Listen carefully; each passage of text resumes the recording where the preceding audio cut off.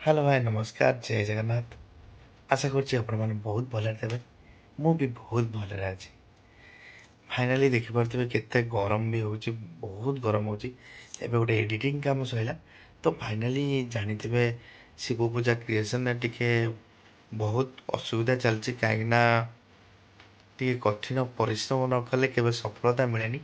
ତ ଫାଇନାଲି ଟିକେ ନିଜେ ବହୁତ ପରିଶ୍ରମ କରିବାକୁ ପଡ଼ୁଛି, କାହିଁକିନା ଗୋଟେ କହନ୍ତିନି ବିପଦ ବେଳେ କେହି ନଥାନ୍ତି ପାଖରେ। ତ ଜାଣିଥିବେ ଫାଇନାଲି ଯେହେତୁ ଆମେ ଗୋଟେ ନୂଆ ଚ୍ୟାନେଲ୍ ହେଇଛି ଶିବ ପୂଜା କ୍ରିଏସନ୍, ବା ସେଇଟା ମ୍ୟୁଜିକ୍ ଚ୍ୟାନେଲ୍ ହେଇଛି, ଟିକେ କଷ୍ଟ ଲାଗୁଛି।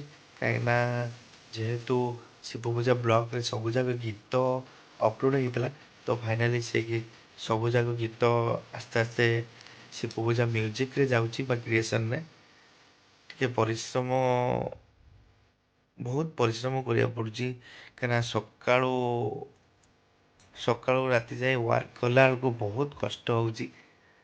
ଫିର୍ ବି ମୋର ଆଶା ଅଛି ଯେ ଆପଣଙ୍କୁ ବହୁତ ଭଲ ପରଫର୍ମାନ୍ସ ଦେବି।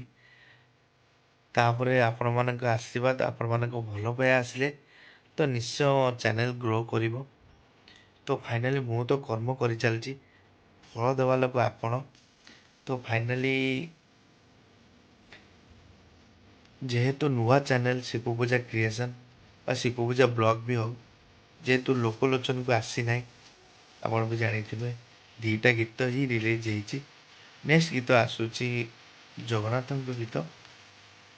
କିନ୍ତୁ ଯେହେତୁ ଆମର ନୂଆ ଚ୍ୟାନେଲ୍ ତ ଟିକେ ବହୁତ କଷ୍ଟ ହେଉଛି, ସବସ୍କ୍ରାଇବର ବି କମ୍ ଅଛି।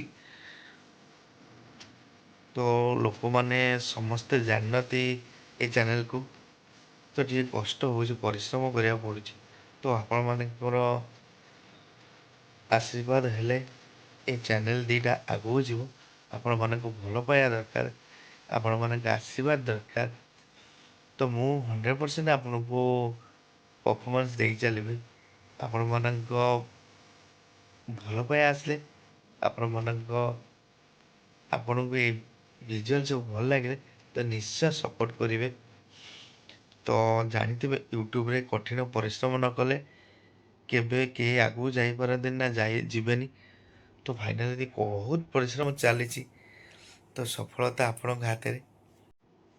ତ ଜାଣିପାରୁଥିବେ କେତେ ଗରମରେ ବି ବହୁତ ଗରମ ହେଉଛି, କାହିଁକିନା ଷ୍ଟୁଡ଼ିଓରେ ଜାଣିଥିବେ ବହୁତ ଗରମ ହେଉଛି, ଛୋଟିଆ ଷ୍ଟୁଡ଼ିଓଟେ।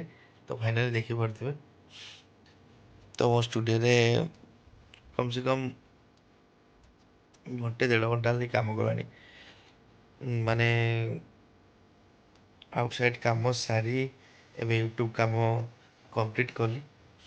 ଯେହେତୁ ରାତି 11ଟା ବାଜିଲାଣି, ଜାଣିଥିବେ 11ଟାରେ କାମ ବି ସରିନି, ପାଖାପାଖି ରାତି 2ଟା ହେଇଯିବ। ତ ଭଗବାନଙ୍କ ଆଶୀର୍ବାଦ, ଆପଣମାନଙ୍କ ଆଶୀର୍ବାଦ ଯୋଗୁଁ ମୁଁ ସେତିକି ପରିଶ୍ରମ କରିପାରୁଛି, ବା ସେତିକି ମୋତେ ଏନର୍ଜି ମିଳୁଛି, ଯାହାକି ମୁଁ ସେତିକି ପରିଶ୍ରମ କରିବାକୁ ଇଚ୍ଛା ହିଁ ହେଉଛି। ନହେଲେ ତ ପରିଶ୍ରମ କରିହନ୍ତାନି, କାହିଁକିନା ଗୋଟେ ମଣିଷ ସକାଳ 7:30ରୁ କମ୍ ସେ କମ୍ ପରିଶ୍ରମ କରି କେତେ 12 ଘଣ୍ଟା କରିପାରିବ, ଆଉ ତ ରାତି 2ଟା ପର୍ଯ୍ୟନ୍ତ କରିପାରିବନି। ତଥାପି ମୁଁ ରାତି 2ଟା ପର୍ଯ୍ୟନ୍ତ କାମ କରୁଛି। 2 ଘଣ୍ଟା ବ୍ରେକ୍ ନେଉଛି, ଯେଉଁ 2ଟାରୁ 4ଟା। ତଥାପି ସେ 2 ଘଣ୍ଟା ଭିତରେ କିଛି ନା କିଛି ଏଡ଼ିଟିଂ କାମ ଥିବ କି ଘରର କିଛି କାମ ଥିବ, ସେ ତ କମ୍ପ୍ଲିଟ୍ କରି ଟୋଟାଲ୍ ମୋର ନିଜର ବିଜନେସ୍ କାମ ସାରି ରାତି 10ଟା 11ଟାରେ ବସୁଛି, ଅପ୍ ଟୁ ରାତି 2ଟା ପର୍ଯ୍ୟନ୍ତ। ସମସ୍ତେ କହିବେ ଏ ଭାଇ କ'ଣ ଇଏ ଭିଡ଼ିଓ କରିଛି, କ'ଣ କରିଛି। କିନ୍ତୁ ମୁଁ ଏତିକି ଭଗବାନଙ୍କ ପାଖରେ ପ୍ରାର୍ଥନା କରୁଛି ଯେ ମୋତେ ସେମିତି ସାହସ ଆଉ ଶକ୍ତି ଦିଅନ୍ତୁ, ଯେମିତି ମୁଁ ଗୋଟେ ବେଷ୍ଟ ୟୁଟ୍ୟୁବର୍ ହେଇ ପହଞ୍ଚି ପାରିବି।